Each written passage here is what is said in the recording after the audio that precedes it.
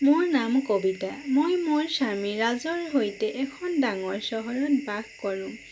মোৰ স্বামীয়ে ভাল চাকৰি কৰে। আমাৰ বিয়াৰ মাত্ৰ এবছৰ পাৰ হৈ গৈছে। বিয়াৰ পিছত মই ইয়াত তেওঁৰ লগত থাকিবলৈ আহিলোঁ। ভাল সমাজ এখনত ভাড়াঘৰ লৈছে। ওচৰতে বহুত ডাঙৰ ডাঙৰ ঘৰ। ইয়াত থকাটো যেন বেলেগ কথা। যিহেতু বিয়াৰ এবছৰ হ'ল, গতিকে ময়ো চাকৰিলৈ ঘূৰি যোৱাৰ কথা ভাবিলোঁ। যদিও ৰাজে তেনে কৰিবলৈ অস্বীকাৰ কৰিছিল। ভাল উপাৰ্জন কৰে, গতিকে কি প্ৰয়োজন? কিন্তু তথাপি মই চাকৰিটোত যোগদান কৰিলোঁ। চাকৰিৰ লগতে ঘৰুৱা কামো কৰিবলৈ কিছু অসুবিধা হৈছিল। গতিকে ঘৰত কাম কৰিবলৈ দাসী এজনী নিয়োগ কৰাৰ কথা ভাবিলোঁ।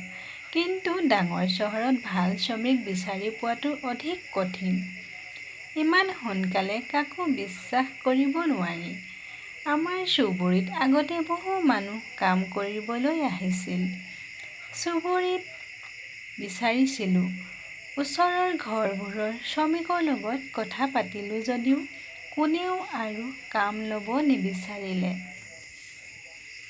সেইবাবে মোক সকলোৱে নাকচ কৰিলে। এই কথা ৰাজক ক'লোঁ আৰু কামটো কৰিব পৰা কোনোবা এজনক বিচাৰি উলিয়াবলৈ ক'লোঁ। ৰবিয়ে কিবা এটা কৰিম বুলি ক'লে। কিছুদিনৰ পিছত ৰাজে ঘৰৰ সহায়ক এজনক ভাড়াত লৈছিল। ৰাজে সিহঁতক আগৰ পৰাই চিনি পাইছিল। বিয়াৰ আগতে ৰবিয়ে তাৰ পৰাই নিজৰ বাবে খাদ্য অৰ্ডাৰ দিছিল। তাইৰ নাম আছিল ৰাখী। তাইৰ বয়স হ'ব ৪৮ বছৰ। যেন মই শাস্তি পাইছোঁ। এতিয়া মই মোৰ কাম আৰামত কৰিব পাৰিলোঁ। ৰাতিপুৱা আৰু গধূলি ৰন্ধা-বঢ়াৰ কোনো হেঁচা নাছিল। কোনোবা শ্ৰমিক ঘৰলৈ আহিছিল। তাই বহুত ভাল খাদ্য ৰান্ধিছিল। ৰাজে আগতেও তাই প্ৰস্তুত কৰা খাদ্য খাইছিল। গতিকে সি জানিছিল যে সেইবাবে সি তাইক লৈ আহিছে। মোৰ স্বামীয়ে পুৱা সোনকালে কামলৈ গৈছিল।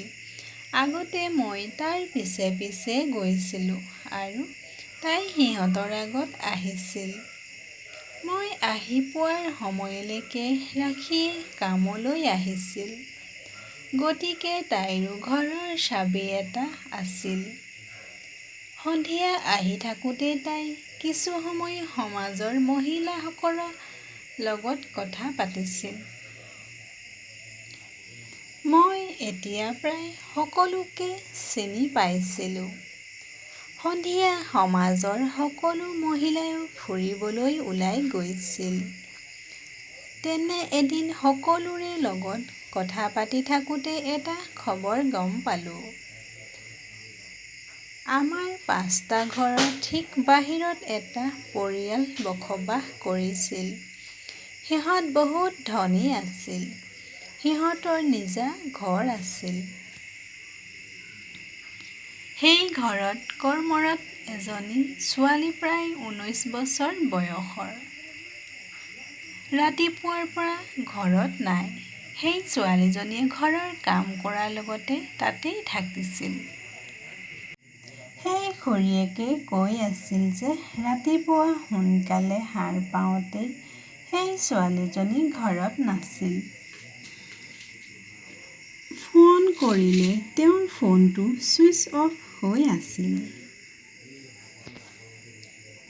চুবুৰীৰ কোনেও তেওঁক যোৱা দেখা নাপালে। সেই খুৰীয়েকে ক'বলৈ ধৰিলে যে ঘৰখন ভালকে চাব লাগিব। কোনে জানে তাইৰ লগত কিবা লৈ গ'ল নেকি? ছোৱালীজনী ভাল আছিল যদিও আজিকালি কোনোবাই কেতিয়া সলনি হ'ব সেয়া জনাটো টান। সেই ছোৱালীজনীকো লগ পাইছিলোঁ। তাই এগৰাকী ধুনীয়া ছোৱালী আছিল আৰু আগতে ভালকৈ কথা পাতিছিল। মই তাক ইমান চিনি নাপাওঁ। সন্ধিয়া সকলো আলোচনা আৰু আউটিঙৰ অন্তৰত মই অহাৰ কেইঘণ্টামানৰ পিছতেই ঘৰলৈ আহিছিলোঁ। কিন্তু আজি ঘৰৰ বাহিৰত তেওঁ গাড়ীখন দেখা নাপালোঁ। আজি ইমান সোনকালে কেনেকৈ আহিল বুলি ভাবি মই দুৱাৰৰ ফালে আগবাঢ়ি গৈ আছিলোঁ। চাবিৰে দুৱাৰখন খুলি দিলোঁ, কিন্তু ভিতৰৰ পৰা তলা লগোৱাৰ বাবে খোলা নাছিল। দুৱাৰৰ ঘণ্টাটো বজাই দিলোঁ, কিন্তু কিছু সময় থিয় হৈ থকাৰ পিছতো দুৱাৰখন খোল নাখালে। কিছু সময়ৰ পাছত সি আহি দুৱাৰখন খুলি দিলে। ৰাজে ক'লে যে তুমি আহিছা। তাৰ মুখত এটা অদ্ভুত ভয়। মই সুধিলোঁ, কি হ'ল? ইমান ভয় খোৱা যেন লাগিছে কিয়? তেওঁ একো কোৱা নাছিল। মই গা ধুই আছিলোঁ। ভিতৰৰ পৰা দুৱাৰখন বন্ধ কৰি দিলোঁ। কোনো শব্দ শুনা নাযায়। তেওঁৰ কথা শুনি মই মোৰ শোৱাৰ কোঠালৈ গ'লোঁ। ৰাতিপুৱাৰ পৰা ঘৰৰ বাহিৰত আছিলোঁ, গতিকে বৰ ভাগৰুৱা লাগিছিল। বেডৰুমৰ দুৱাৰখন বন্ধ কৰিবলৈ পাহৰিলোঁ, গতিকে বতাহত ইফালে সিফালে বতাহ বলি আছিল। দুৱাৰখন খোলা হ'লে মোৰ শোৱাৰ কোঠাৰ আইনাখনে আমাৰ গাঁতটোৰ বাথৰুমটো দেখুৱাইছে। আইনাখনৰ সন্মুখত থিয় হৈ মেকআপ আঁতৰাই থাকোঁতেই আইনাখনত সেই ছোৱালীজনীক দেখা পালোঁ। সেইটো আমাৰ গাঁতৰ বাথৰুমত। ইতিমধ্যে ছোৱালীজনী থকা বাথৰুমটোত ৰবিও সোমাই গ'ল। মই যি দেখিলোঁ বিশ্বাস কৰিব নোৱাৰিলোঁ। এইখিনি দেখাৰ পিছত মোৰ শোৱাৰ কোঠাৰ দুৱাৰখন বতাহত বন্ধ হৈ গ'ল। এতিয়া বাহিৰত একো দেখা নাপালোঁ। মূৰটো ধৰি বিচনাত বহিলোঁ।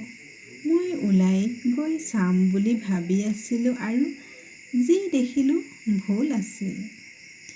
লাহে লাহে মোৰ শোৱাৰ কোঠাৰ দুৱাৰখন খুলিবলৈ গ'লোঁ। দুৱাৰখন খুলিলেই বাথৰুমৰ দুৱাৰখন খোলা আছিল। ৰাজ আৰু সেই ছোৱালীজনী দুয়োজনে নাছিল। সেই সময়ত মোৰ অৱস্থা কেনে আছিল তাকো ক'ব পৰা নাই। মই ভাবি আছিলোঁ, ৰবিয়ে সেই ছোৱালীজনীক কেনেকৈ চিনি পাইছিল। মই ইয়াত নথকা সময়ত সেই ছোৱালীজনীয়ে ৰাজৰ লগত কি কৰি আছিল। আৰু এতিয়া ৰাজ তাৰ লগত ক'লৈ গৈছে। ভাবিলোঁ ৰাজক ফোন কৰা উচিত। ঠিক সেই মুহূৰ্ততে ফোন কৰিলোঁ। কিছু সময়ৰ পিছত ৰাজে ফোনটো তুলি ল'লে। মই কিবা সুধিব পৰা আগতেই ৰাজে ক'লে যে তেওঁৰ কিছু কাম আছে, অলপ পিছত আহিব। এই বুলি কৈ ৰাজ ফোনটো বিচ্ছিন্ন কৰি পেলালে।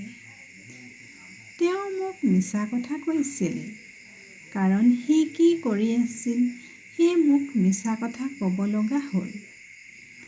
মই চকুপানীবোৰ আবদ্ধ কৰি ৰাখিছিলোঁ। হৃদয়খনক পতিয়ন নিয়াবলৈ চেষ্টা কৰিছিলোঁ যে এবাৰ বহি ৰাজ লগত কথা পাতিব। এতিয়াৰ পৰা একো নাভাবিব, হয়তো আৰু কিবা এটা হ'ব। কিন্তু তেতিয়া এই চিন্তাটো আহে। আইনাখনত তাইক দেখিলোঁ। কিছু সময়ৰ পাছত আমাৰ কামৰ ৰাখীও আহি পালেহি। ইমান চিন্তিত দৃষ্টিৰে মোৰ ফালে চালে। কি হ'ল, মেডাম বুলি সুধিলে। তাইক একো নোকোৱাকৈয়ে মই মোৰ ৰুমলৈ গ'লোঁ। প্ৰায় 2 ঘণ্টাৰ পিছত ৰবি ঘৰলৈ আহিল। তাৰ মুখখন দেখি মোৰ খং উঠিছিল। মই সুধিলোঁ, সিহঁত ক'ত আছে? তেওঁ ক'লে যে ঠিক তেনেকৈয়ে কিবা এটা কামত আহিল। মোক আকৌ মিছা কথা কৈ আছিল। মোৰ বৰ খং লাগিছিল যদিও ঘৰত ৰাখি থকাৰ বাবে খংটো নিয়ন্ত্ৰণ কৰিলোঁ। এইটো ওলাই যোৱাটো মই বিচৰা নাছিলোঁ। ৰাতি এই বিষয়ে ৰবিৰ লগত কথা পাতিম বুলি ভাবিলোঁ। আমি দুয়ো টেবুলত বহি খাই আছিলোঁ। ৰাখীয়ে খাদ্য প্ৰস্তুত কৰি আছিলে। খোৱাৰ পাছত ৰাখীয়ে ক'লে, ছাৰ, আজি আপুনি বহুত ভাল কাম কৰিলে। ৰাজে ক'লে যে আৰু অলপ দেৰি হ'লে বাছখন মিছ কৰিলেহেঁতেন। গতিকে আহি পোৱাৰ লগে লগেই ওলাই আহিলোঁ। কি হৈছে সুধিলোঁ। ৰাখীয়ে ক'লে যে মেডাম, সেইজনী ছোৱালী যিয়ে আগতে চুবুৰী নিজৰ ঠাইত কাম কৰিছিল আৰু বসবাস কৰিছিল। মই তেওঁৰ কথাত বাধা দি ক'লোঁ, হয়, মই ৰাতিপুৱাৰ পৰা সমাজত থকা নাই। ক'ৰ পৰা? ৰাখীয়ে তেতিয়া কিবা এটা ক'লে যিটো মই ভবাও নাছিলোঁ। ৰাখীয়ে ক'লে যে তাই সৰুৰ গাঁৱৰ। ঘৰৰ দুৰৱস্থাৰ বাবে তেওঁ ইয়াতে কাম কৰিবলগীয়া হৈছিল। ছোৱালীজনীয়ে নিজৰ ঘৰলৈ যাব বিচাৰিছিল যদিও সেই ঘৰৰ মালিকে তাইক যাবলৈ দিয়া নাছিল। তেওঁলোকে তাক টকাও নিদিছিল।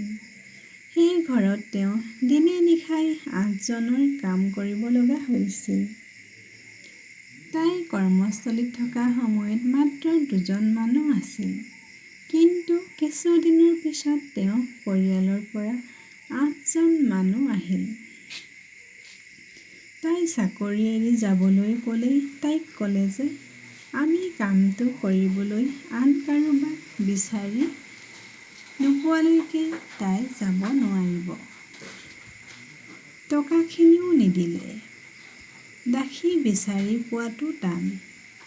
সেইটো ইমান ডাঙৰ পৰিয়ালৰ বাবে। তাই ইয়াৰ পৰা কেনেবাকৈ ওলাই আহিব মন গ'ল।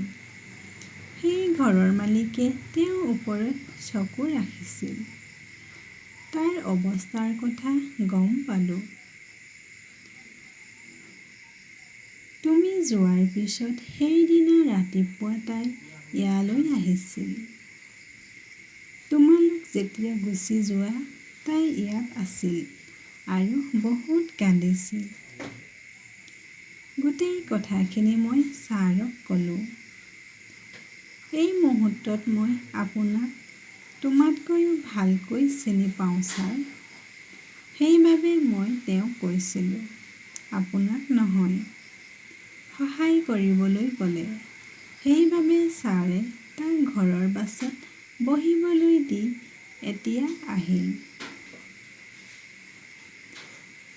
ৰাজে ক'লে যে সেইবাবে মই অফিচৰ পৰা সোনকালে আহিছোঁ। মই আহোঁতে তাই ভয় খাই বাথৰুমত লুকাই আছিল। মই তাইৰ লগত কথা পাতি আছিলোঁ যেতিয়া আপুনি আহিছিল আৰু তাই আকৌ বাথৰুমত লুকাই আছিল।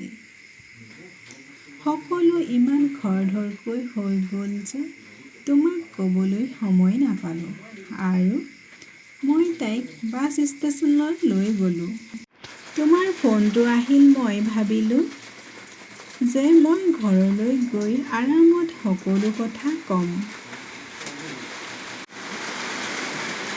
ছোৱালীজনী পোনে পোনে আছিল। তাই ঘৰলৈ যোৱাত সুখী হৈছিল। ৰাখী আৰু ৰাজে কি কৈছে মই বিশ্বাস কৰিব পৰা নাছিল।